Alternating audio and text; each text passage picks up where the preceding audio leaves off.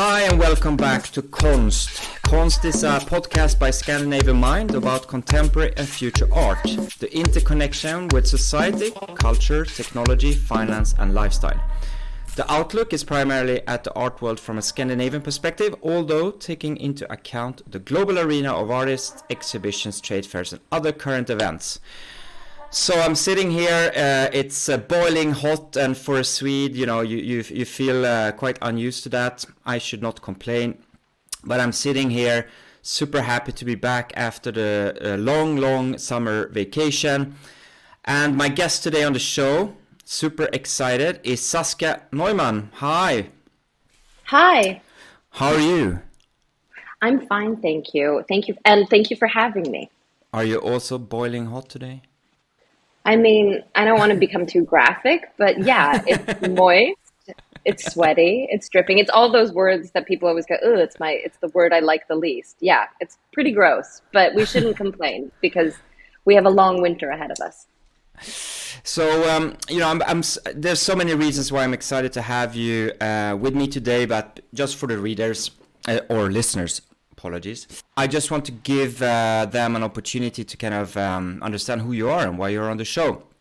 So Saskia has had a long career in the art industry. She's been CEO of Market Art Fair, the largest trade art fair in Scandinavia. She's been working as a director with the Absolut Art Award, which is was basically an extension of Absolut Vodka's engagement in the art industry. She's worked across Europe in numerous positions in the art industry. She's a contributing writer to Vogue Scandinavia, New Era, Scandinavian Mind, a colleague of mine, you could say then, Artlover and many others. But what excites me the most is that she is now opening Saskia Neuman Gallery, where she is going to represent Nordic and internationally based artists. And she's going to build up an exhibition program that reflects a strong focus on early and mid-career artists, often previously not exhibited in Sweden or in our kind of commercial space. So yeah, I'm super excited, Saskia. Where do we want to start here in our conversation? What about the gallery? Let's start there. Are you excited? Well, yeah, I mean, it's almost cheesy, but of course, I'm incredibly excited. It's been a lifelong, it sounds slightly long-winded, but it really has been a lifelong dream of mine to open my own space. And people have often said, on the fly, like, oh, maybe you should have a space one day. Often when I'm complaining about something that I've seen at another institution or another gallery or something like that. And I'm really, really excited. It took a very long time and a fair amount of gumption to take the leap and be like, okay, I'm going to do this. So this is interesting. So why did it take such a long time? Maybe you don't want to unbox that, but no, I don't mind at all. Because it's scary is the wrong word, because in the world there are actual real scary things. If I think about what's going on now in between, like famine in Yemen or Ukraine, so everything is obviously relative, but for a young person and especially a woman, I think any new endeavor can be slightly daunting, and regardless of how much experience you have or how much support you have. And the art market, like so many other creative industries, is never stable. Sometimes it's going really, really well, and sometimes it goes really, really badly. Also, I mean, I am I'm opening a gallery, what seems to be like a new recession, which obviously was not the plan. But financials aside, I'm to believe in yourself and to believe in the artists you want to work with, and to hopefully believe in that there is a public, both nationally and internationally, that would be interested and excited, not only in terms of purchasing power but just in general to support the gallery. It can be scary. And with that said, I felt like, yeah, it's now or never. I mean, and then there's a lot of practical reasons. Just finding a space in Stockholm took me almost over a year and a half to find the right place to open.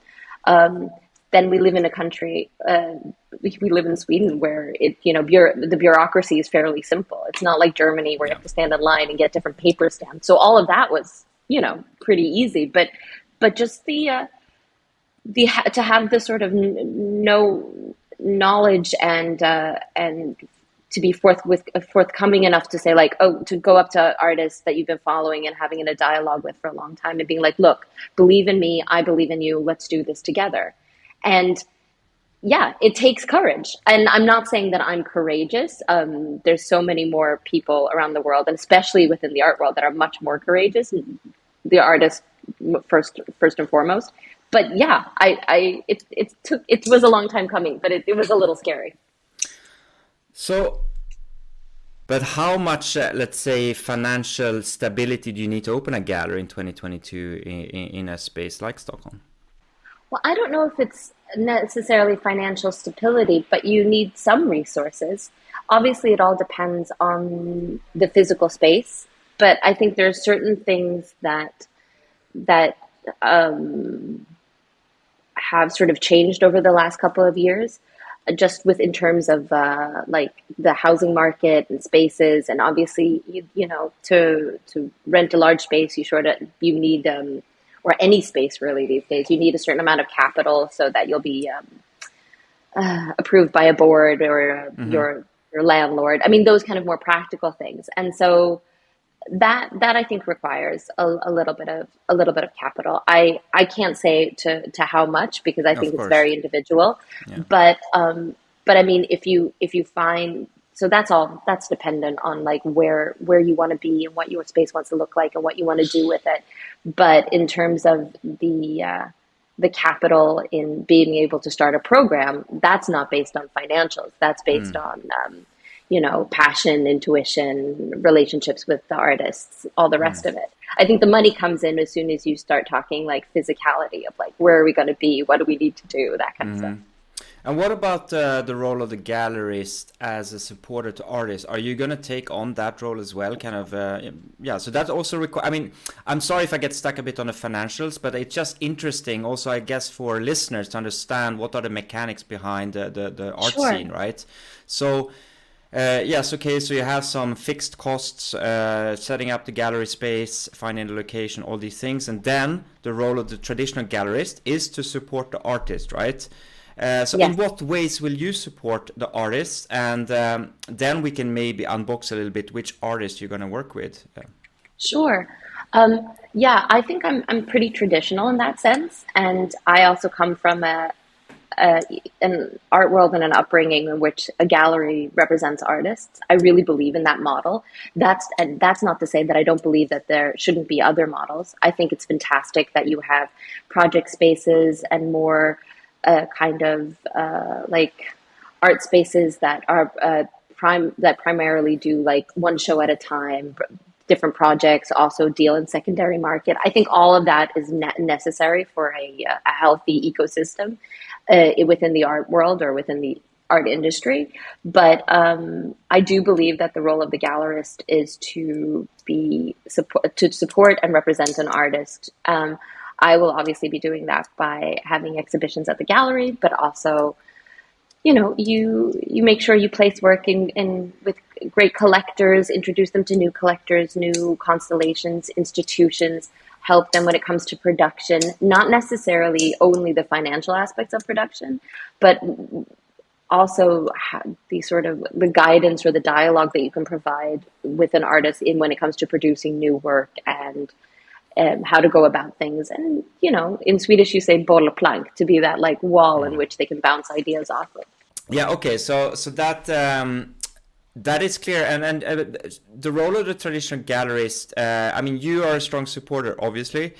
I've touched the topic in previous episodes. I myself a bit not conflicted, but I'm kind of keeping my mind open to new models. In particular, what I find a bit troublesome is Yeah, I mean, basically the percentage that the galleries take, it's traditionally it's been 50-50 or even worse for the artist. And especially in the last 3 to 5 years, many artists have found a way to sell directly to buyers, especially through Instagram and maybe also other platforms. I don't know, what are your thoughts on that? I mean, why? I mean, what else? What other benefits does the traditional galleries bring? Oh, well, I don't think it's my job or my role to advocate for all gallerists, or to advocate that gallerists need, or is the old or to work with a gallery is the only way to exhibit or promote your work. So I'm not gonna take that role on, because I think then we become into a sort of ping pong match of, I'm like, well, this is what a gallery can do for you, and this is what a gallery can do for you.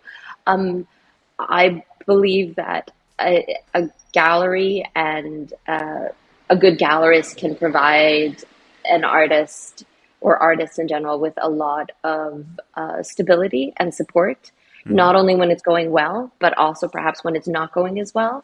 And that it's not only financial support, but in to help an artist in several different ways. And I also look at the space that I'm about to open as not only a store, it's not only a shop, it's not only some place where you go and you see an exhibition and hopefully either purchase something or get inspired or want to do an exhibition with that artist. I also see this space as a place where people meet, and I think and exchange ideas. And I'm very excited to sort of bring my gallery into a new era of how you relate to a contemporary gallery. I think we often imagine galleries with a very high threshold of like, oh, I don't know, am I welcome? Can I go in? And I think what I've learned, and also from previous experiences, primarily working actually at the Absolut Company, is that there is a way to create an inviting and attainable environment within contemporary art, but not dumbing anything down, and not simplifying things. And I think I'm very eager to create that environment in the gallery that I'm about to open. And so I think it'll be really exciting to see what we can do beyond the exhibition program as well. And I'm not just talking about the classic artist talk. I think there's a lot of different ways you can activate a space and try new things and invite interesting people to come in and do, whether it's performance or different kinds of discussions that ultimately benefits the artist, but also benefits the community.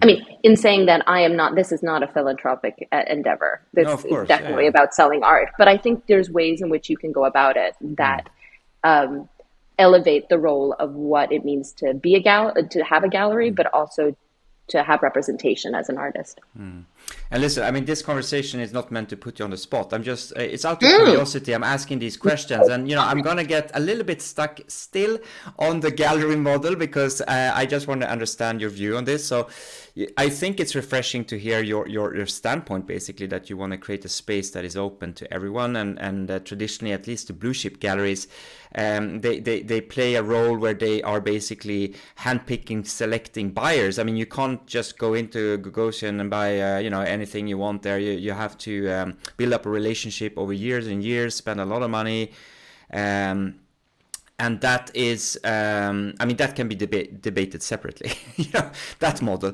But how hard or not is it actually to find buyers in the Scandinavian space? I mean, that's a really, this is like when you want to delay your answer, you always say, oh, that's a really good question. I think it's the same as in any place. It all depends on the relationships you've built, obviously what you're exhibiting. I think the Scandinavian collector, whether they're seasoned, and I've done this for a long time, or Scandinavian, I should say Nordic collector, is incredibly savvy and very well versed, whether they go to fairs abroad or not, or travel to see every biennial. I think I can definitely speak for Swedes, are incredibly attuned to sort of trends, whether it is within fashion or design or architecture or art, food. So yeah, you're talking about a very selective and fairly knowledgeable group of people that are interested in buying art. But I think what is fun and perhaps a challenge, but an exciting one, is the potential to grow or like to expand that group. And I think I can only speak for Sweden, but perhaps also Denmark and Norway, that there isn't a huge interest for people, especially people of slightly younger generations, to invest in their homes or in themselves when it comes to, fashion and furniture. And I don't know, there was for a while back, all the Carrera marble in all of Stockholm was out because everyone was redoing their kitchens 500 times over. And I think sort of art and collecting has become the last bastion. It's like the last thing that people have yet to sort of completely grasp.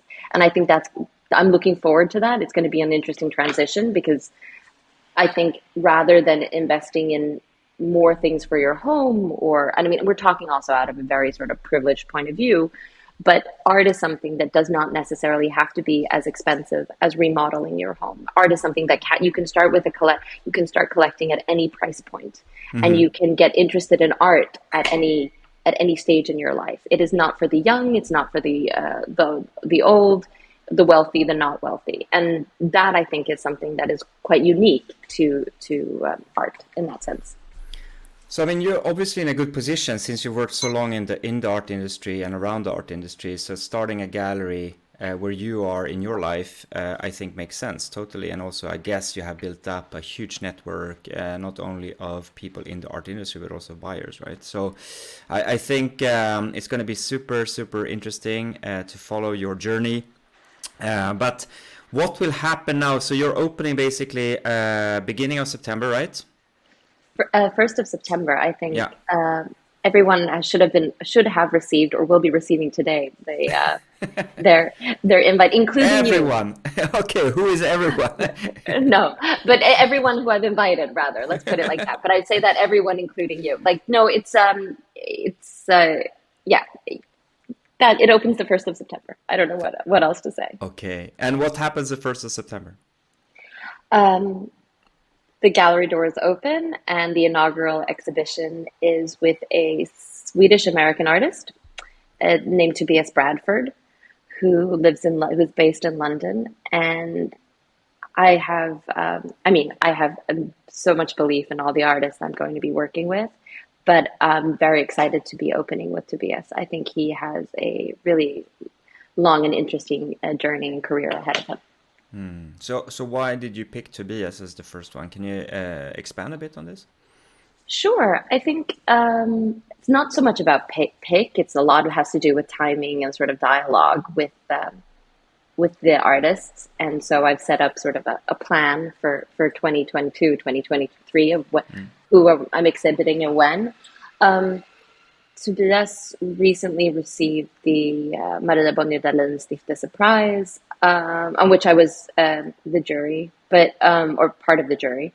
He's been included in a couple of really interesting group exhibitions, both in New York, at the Company Gallery, at the Design Museum in London, and he's still fairly new and young in his career and in age.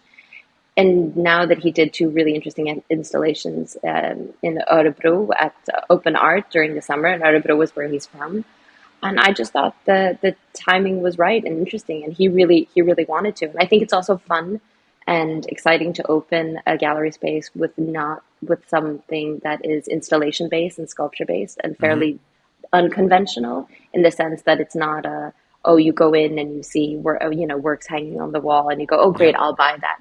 And so Tobias's work demands a lot from a viewer. He makes really intricate animatronic sculptures that are at times can be perceived as scary, other times very comical and fun. I think there is a huge amount of levity to his work. So yeah, it's perhaps not the most conventional choice, but I'm incredibly excited because I think he's a brilliant artist. No, I was I was surprised. I mean, if I'm totally honest, of that kind of first exhibition, and I think that in itself is courageous, and it says a lot about you.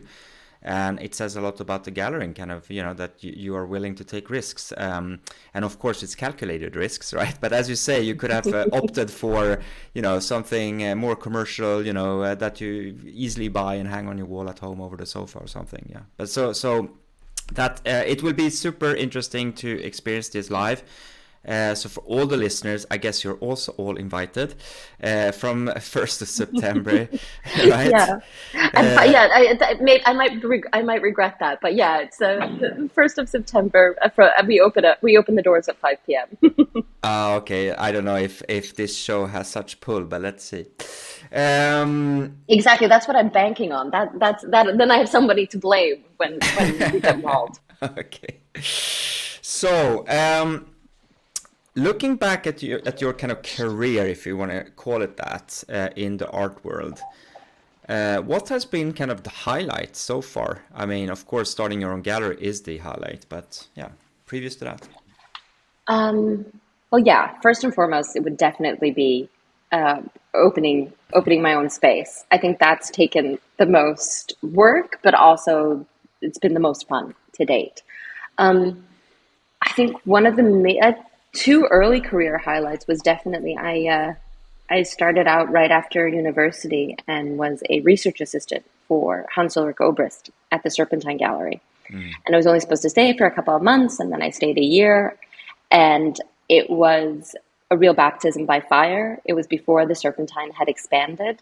So we sat in a tiny little office in the original building, like on top of the exhibition space. And I sat in Hans Ulrich's office. And so I got to know him really, really well. And so, you'll find from his very early interview series books, you can hear, there's tapes where you hear me in the background talking about things and, him interviewing artists. And I think for somebody who was fairly young, I was only 20, 21, it was a really interesting time. Also like a pre-Instagram time and a pre-social media. And so I'm very fortunate to have been able to have that experience and to be introduced to so many interesting artists and curators only by geography, like proximity, that I was in the room. And then... before you go on, how did you end up there? Like when you grew up, was art a natural part of your world, or how did you kind of get that deep interest and passion?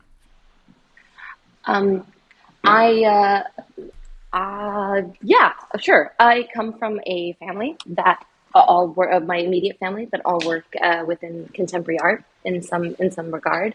My parents met at university in New York and opened a gallery in the 80s, and later moved to Sweden. My father's Swedish, and went on to start an exhibition space in Stockholm, a large Kunsthalle and collecting institution, Magazine 3. And my mother's an artist, and my sister now works as a cultural attaché for the Swedish government in New York, the Swedish consul, but it was originally she started out as a screenwriter. I don't know. Now it becomes like a strange family history, but I grew up in an environment where it was art and arts and culture was incredibly promoted. I think when people always say like, "Oh, you were so lucky," and everything came to you, and in the regard of like you were exposed to things so early, and I am incredibly lucky. I think the point of privilege for me was that no one ever said no. This isn't a good idea. I think when you meet a lot of people who work within the creative industries, whether it's, theater or film or music, anything, they often say like, oh, no one in my family believed, or sometimes you hear positive stories, but more often than not, especially with people in the art world, it's like, oh, they don't understand. They didn't know what kind of job this was or what I was going to do with this. And it felt so insecure. And that I never had. I grew up in an environment where everyone was like, yes, this sounds great. Go for it. Because they knew it was possible and they understood what it was. And so I wasn't met with resistance. I mean, I'm sure somewhere my parents would have loved for me to become a doctor or a lawyer too, but I was never, it depends. or I use that in sort of a joking sense, and I was never met with that resistance, but just encouragement. And that was, I was really lucky. I've been really lucky to have that kind of encouragement and support. I mean, and this is, I mean, mainly for the listeners that might not know you and your background, so that's why I'm asking these questions. So can you expand a little bit on Magazine 3? Because, I mean, obviously, when Magazine 3 opened as a space in Stockholm, it was something quite new for the Scandinavian art scene. The interrelationship between capital and culture it's always been, let's say, a dynamic relationship in the Scandinavian region. If you go to the US or UK or other markets, let's say the interplay between the financial industry, let's say, and art and culture is let's say, more apparent. So can you expand a little bit on Magazine 3, the purpose of that, and, kind of a little bit your view on this? I think I can be more general, and I can say that I think it's incredible that Magazine 3 exists, and I think that kind of support, whether it's from the private or public sector, towards art institutions, is incredibly important. And you mentioned something really interesting, which is about how abroad it's so much more normal or accepted. I think a lot has changed. I mean, now if you look at institutions like Sven Harris and Bonniers Konsthall and Stål Collection, there's a couple of places popping up all over, and also you have other places in Norway and things like that. So it's become more and more normal. I think when Magazine 3 started, it was considered quite unusual, but that's also because Sweden in general has a relationship with the arts where you avoid the private sector because you didn't even avoid it. You didn't have to, because everything was state funded. And so we've long believed that the relationship that the public should have to culture should be facilitated by the state. And that's wonderful, because we still live in a country where most art schools are free and there are grants to be applied to, and funding is pretty generous, even though I know it's been going down lately. And people balk at the idea of paying a lot of money to go into an institution. I think of, for example, Artipelag, which is a private institution, and everyone's like, oh, it's so expensive. And I'm like, yeah, but it's private. They're allowed to do whatever they want. They put on beautiful exhibitions. I think our expectations are that art should always be free. And I believe it's wonderful when it is, and the more access, the better. But if it's a private institution, then they should also be able to do what they want when it comes to pedagogy, when it comes to pricing, and all things like that. I mean, that's my general view. Of course, I think it's crazy sometimes to pay a lot of money to go see an exhibition. When I'm in New York and you're all of a sudden standing at the MoMA and you have to pay like 300-400 kroner, the equivalent to get in, and you're like, oh my God, this is insane. I much prefer what the model we have in Sweden, but that comes from a sort of a state-funded point of view, if you want to call it that. I think there's both sides of the coin with everything. But to just circle back to your question, I think what Magazine 3 did initially was bring a whole different a relationship of how people could experience contemporary art in Stockholm, and then which sort of spilled out into the rest of the region. And I think it's something that we see as like commonplace now, but when it started, it was really novel and different and super daring, and have really brought amazing artists and incredible exhibitions to Stockholm and to Sweden. So, I mean, I don't know you that well yet, but I mean, my short summary of your life is that you've always been kind of at the forefront, right? I mean, coming from the upbringing you have, the environment you grew up in, to your first job at Serpentine Gallery, to, it seems like everything that you've done, you've kind of always been at some sort of forefront of art, maybe if it's deliberate. I mean, it doesn't matter if it's deliberate or not, right? Would you agree on that, or is there something to it? Are you searching for the new, or is that just coincidence? I don't know. I really don't know. I think a lot of things, even though it sounds unbelievable, are sort of happen by chance. I remember I graduated, I'd done a master's degree, in art theory and philosophy, which I mean was super interesting in London in the UK. And then the recession hit 2008, and there wasn't a job to be found. Crickets, like nothing. And I was like, wow, I just have another degree in something that doesn't lead to an actual career or an actual profession. What am I going to do? And then sent, ferocious amounts of emails around, and finally got a answer, and went and had the opportunity to move to Venice and work in the Venice Biennale 2009. And I was Daniel Biermont's assistant. And the pay was terrible. They gave you a phone and a really crummy apartment in Venice that had like mushrooms growing from the ceiling.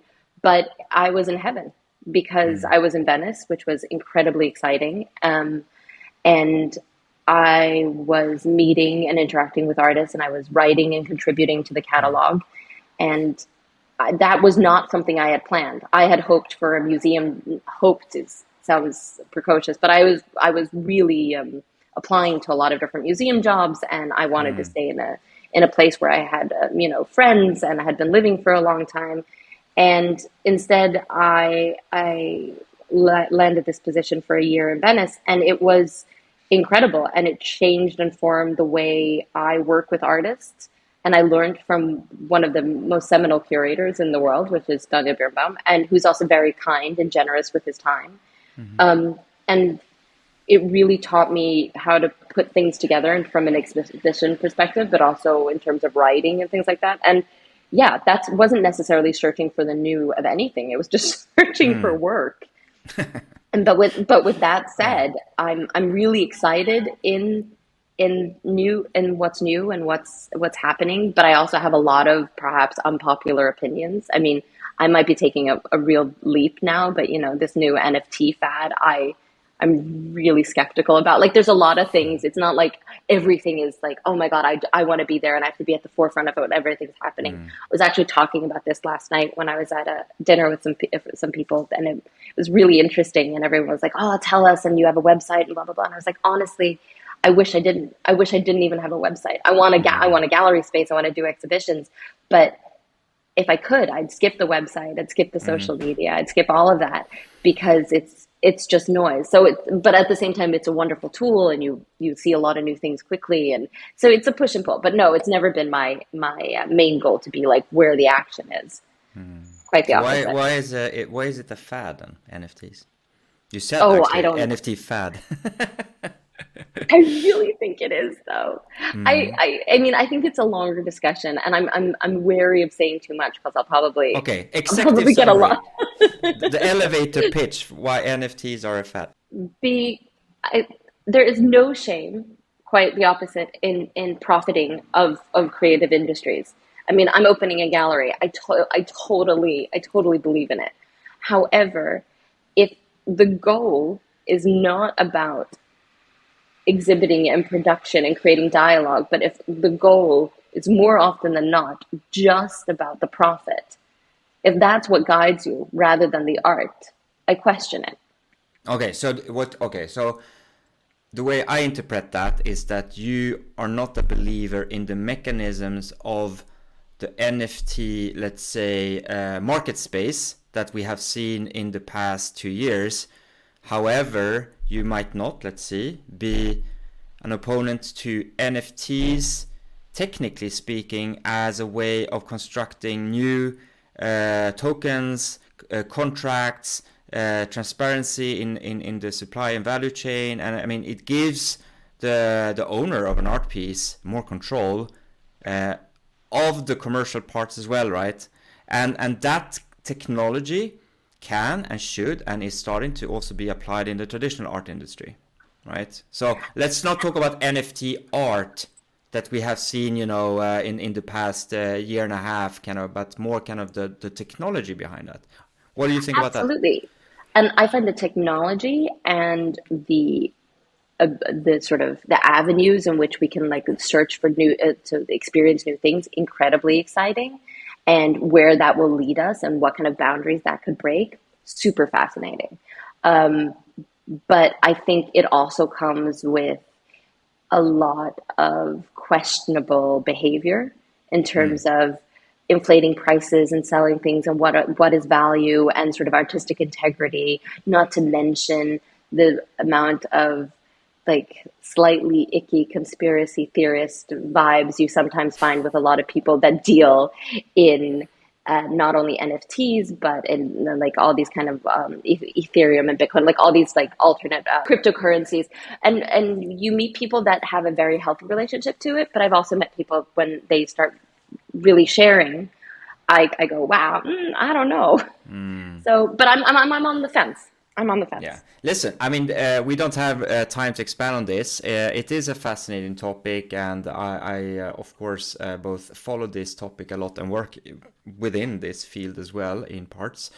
As a kind of a bystander to the art industry, I think that also there is a huge unhealthiness in how the whole art industry functions as well, especially in the blue chip space and auction house space with inflated art prices. And so that kind of pattern that you see in the NFT art space, you can also see in the traditional art world. I'm not saying that that what we have or what we've had is perfect or in some way superior. I'm just, I don't know. I question a lot of aspects of where we're going in general when it comes to sort of creative industries.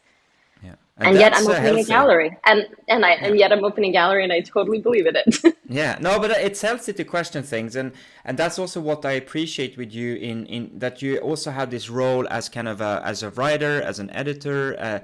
I mean, in that role, you need to kind of enter more of. I mean, you need to reflect. You need to explore. You need to try to predict or guess the future. I mean, so I really appreciate that part of your kind of what you do as well. I actually noticed that time is running out, but what I realize is that we definitely need to have you on the show again to expand more on various parts of the art industry. But maybe to start to close. What would you say if you are a listener that have an interest in art? You let's say you get scared by the mechanisms of the art industry, as we have talked about, because it is scary. It's sometimes blurry, a lot of gray zones. It's hard to get access to the best art and artists because of the way the gallery system is constructed, etc. What are, let's say, the tips that you can give a first-time buyer of contemporary art? Buy for passion, buy for taste, not for investment purposes. Especially, at least in if you're starting out. If you're lucky, you'll buy something that increases in value as well. But it should really be about what you like and what speaks to you. I think leave the sort of panhandling and money making to like dealers and stuff in the art industry, especially in the beginning. If you want to start collecting. But if you don't have a collection, you might not even be able to buy something because the galleries will say no because you don't have an important collection. So how do you get around that through the needle eye of the gallery system? I think that's very individual. I think also what you're talking about is a perception that it's so hard to buy. I think especially if we're talking local in Stockholm, if you go to some great galleries and say, hey, I'm really interested, I would be surprised if any of my future colleagues or current colleagues would say, no, it's not available. You spoke about like Gagosian or Hauser and Wirth and like these really big blue chip galleries, but the whole mechanism behind a blue chip gallery is just as much about creating a club of inclusion and exclusion than it is about the art. But if we're starting more locally in Scandinavia, I don't think that's necessarily the case. I would say for someone who's starting out to be interested in art, maybe not necessarily even buy in the beginning, go and see as much as possible. Start reading, whether it's in the daily newspaper. You don't have to start with an art forum or a Frieze magazine. There's loads of things in between. I love the culture section in the New York Times or things that are, an easy bridge. I like Artlover, the magazine that is that's in Swedish. I think they do a really nice coverage of what's going on in not only in Sweden or in Scandinavia, but all over the world, and make it very accessible. Yeah, so go start looking. Not only don't only go to Moderna Museet, but always go to Moderna Museet, but expand your purview. There are some great institutions outside of Stockholm, and I'm not only talking about Moderna Malmö or Göteborgs Konstmuseum. I mean, expand your horizons. There's a really great Konstmuseum in Örebro. Uppsala does fantastic contemporary exhibitions. I mean, there's stuff that's only a train ride away and not expensive for an entrance ticket. Go to galleries. They're for free just to look. You don't have to like everything, but you should see a lot, because I think the more informed you are, the more informed decisions you'll make, and strike up a conversation. A lot, and most times you'll go into a gallery, the gallerist will want to talk to you and come and tell you about the exhibition. So that's where I would start. It's just about not necessarily gaining access, but gaining knowledge. And if you're excited and interested by it, then you can start talking about prices if there's something you like to see. I also love, I know I'm being I'm going on, but I love that there are places, I think about SOX, Sveriges and Allmänna Konstförening, that do like editions that are fairly inexpensive, that you email them. Hopefully they'll have something left, because they only do small, like limited batches, but they do great editions. You can start in editions and prints. I would say go directly to the gallery, to the artist, rather than an auction house, because it's important to keep the sort of artist and the art industry afloat in that sense. And so even though I think secondary market is a wonderful place to find work and things to collect as well.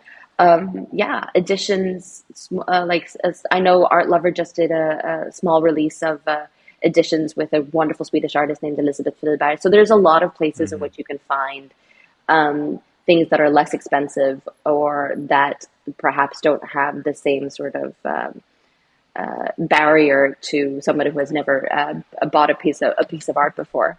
But look and read. That would be my first go-to.